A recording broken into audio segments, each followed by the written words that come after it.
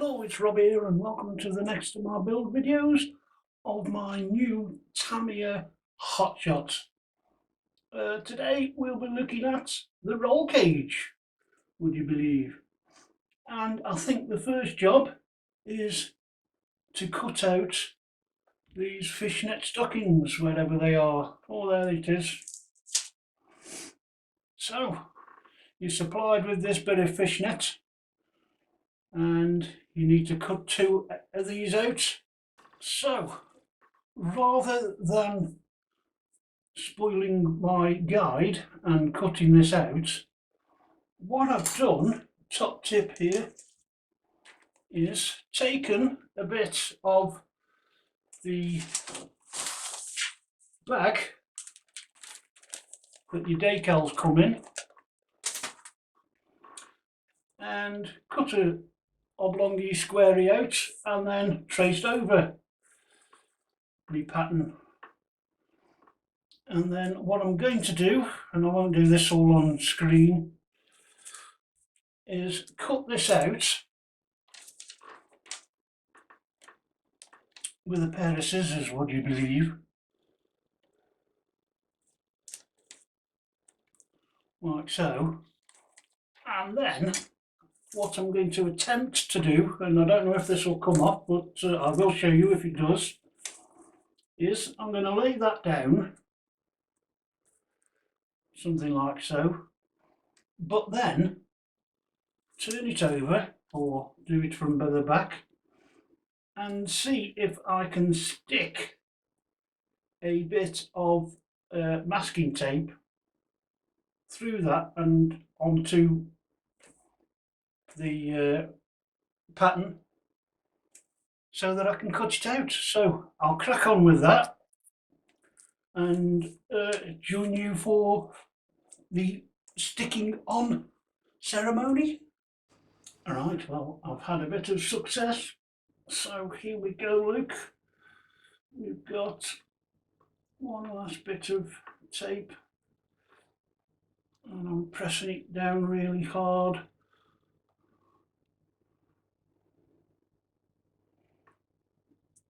And then we lift it up, turn it over, and as I hope you can see, we've got one pattern. So I'm going to cut it out.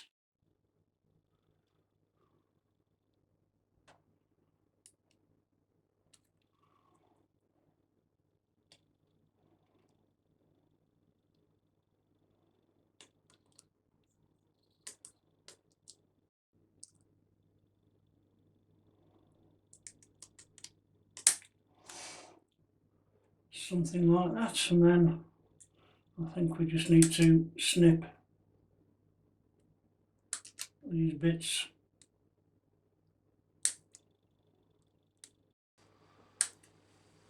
And then I can adjust that. I might take these bits off, but I'm going to peel this off now. Oh no, hang on, I forgot a bit.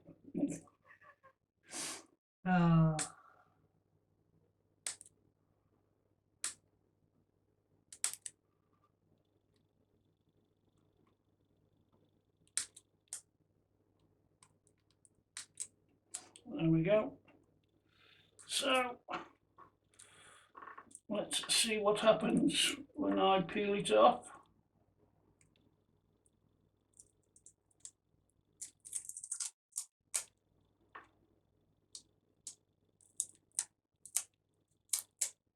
Wow, tell you what, that masking tape sticks well. I mean, look at that now.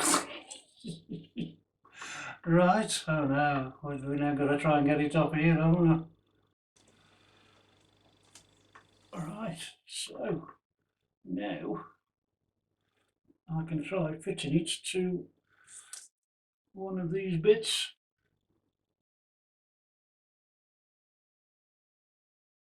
Yeah, I need to do some fitting, but I can't really see without my goggles on, so we're going to be doing this off camera. Once you've got both the nets cut out and attached to the framework of the roll cage, we need to join it together by using 3 B1s and 1 A1 and 8 12mm self tappers, and these A1s and B1s are of the soft plastic, so don't over tighten them.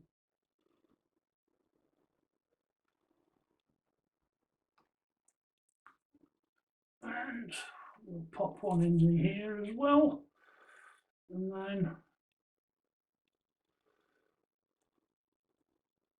if it can go through, there we go.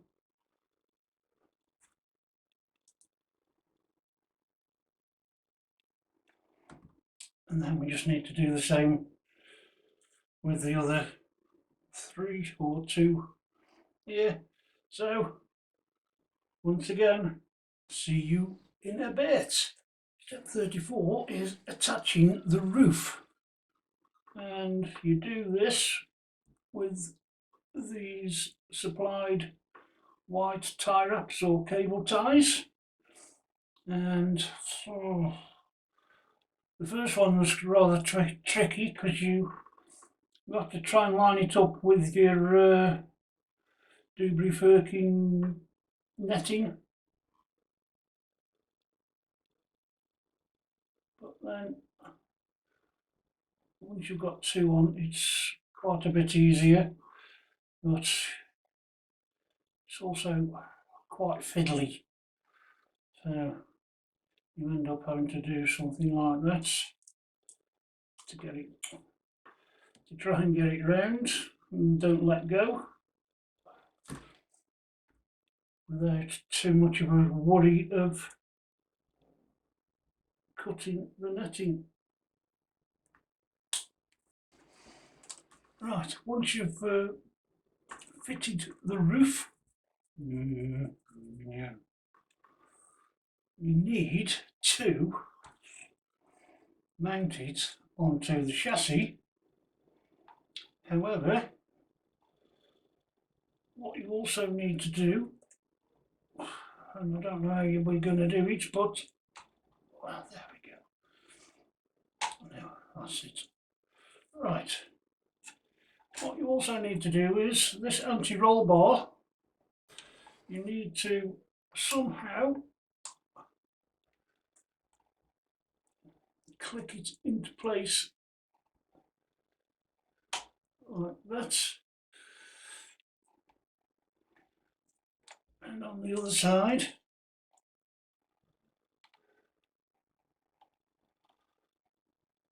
come on,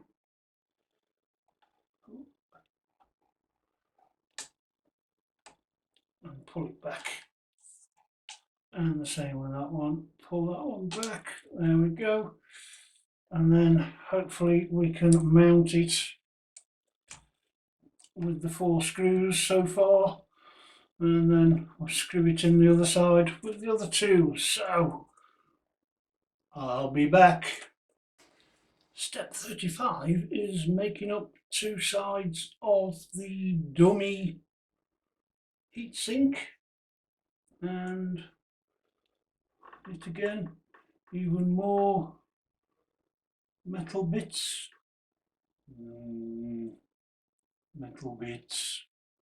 Now then, there's 2 sides. There's a right and a left side, and it shows you how to poke the dummy heatsink through each one.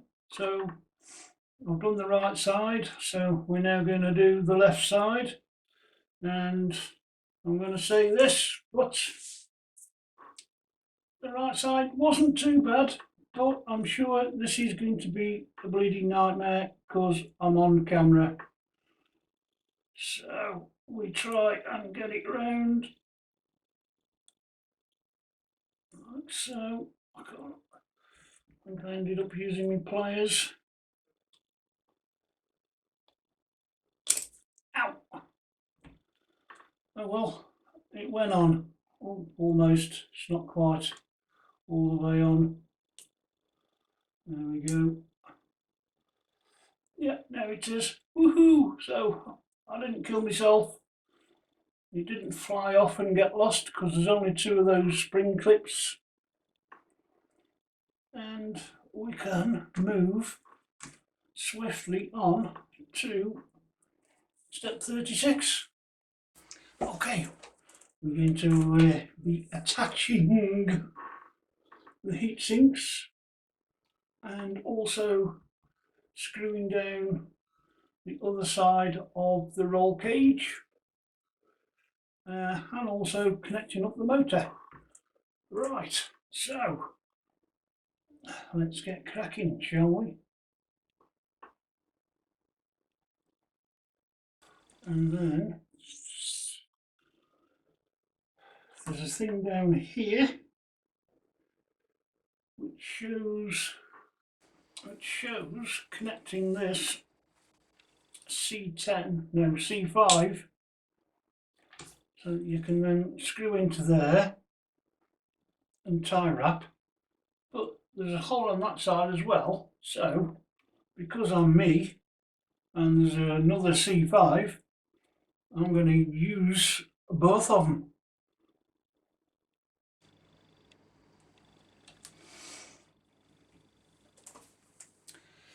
So once I've mounted them like that, I think I'm going to fold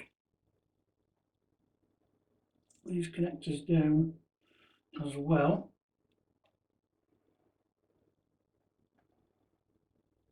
And then hopefully some way around here we can get them connected. There we go. Right, the only other thing is now to connect these things once I figure out where they go. And that one on the other side, so I'll crack on with them. Step 37 is just installing the battery holder. This is the beast here.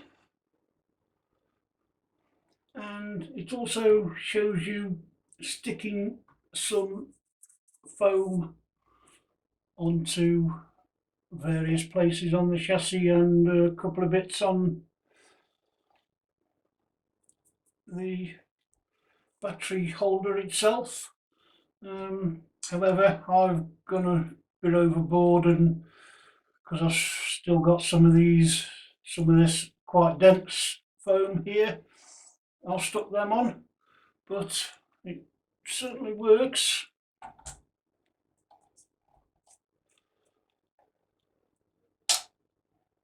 There we go, so that's that.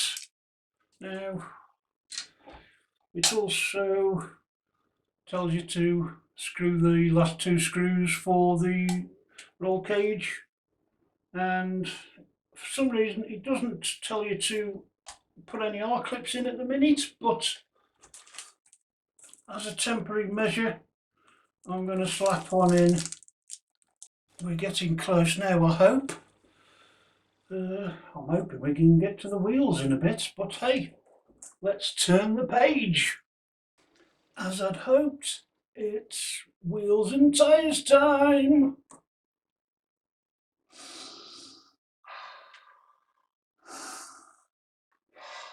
One last sniff. So, these tyres are looking quite cool and funky, but the front ones, the narrow ones, they were quite hard. I think it's the size of these knobbly bits.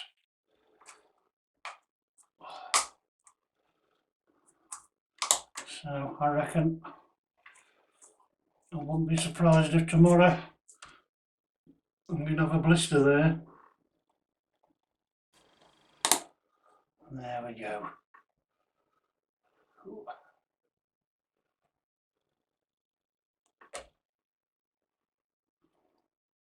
Yep. 4 tyres fitted to 4 wheels, so we can move on. And I'm not going to go through all of this, but these are the wheel adapters for some strange reason. I don't know why Tamiya keep doing this, but there we go. You got 3 red dots in your wheels. So I'll crack on and get them fitted. And then the only other thing is you have a choice here as to whether you use the plastic antenna wibbly wobbly or the metal not so wibbly wobbly. And I think I'm going to try that for now until it bends. Right, once again I'll be back. Okay, with the wheels fitted and me wibbly wobbly, that's just about it. Steps 40, 41 and or 40 and 41 are to do about the batteries, so it's telling you to get 2 R clips now for the battery cover. However, I can't really that's the point. I don't know, yeah. Let's see if we can do it this way even. Now, this kit comes with this thing and it slots in there. I don't know how far, about there. It's not going in any further, so that's about it. And then if you take your R clips off and put that battery holder down like so, it then makes a stand. So if you're in the pits or anything, not that I can see how I'm going to be using it, but yeah, you can have a stand for working on your car. And then the very last thing, I think, before we get on to the bodywork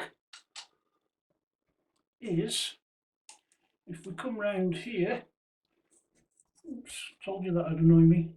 Step 42 is telling you to put some of this aluminium glass tape around the battery connector, which I've not seen before either. So with step 42 complete, that's finished the chassis off. So we're all done, ready for the bodywork. There's my driver. What are you looking at, Sonny? And I've got some Velcro strap in here to keep the battery cable out of the way when you connect it. Be a bit of a pain, keep having to do that, but when you connect it, it's just flapping in the wind. So yeah, I thought, yeah, see if I can strap it down somehow. So there we go. I hope you enjoyed watching this series on the chassis, and look forward to seeing you on the next one, which will be the bodywork.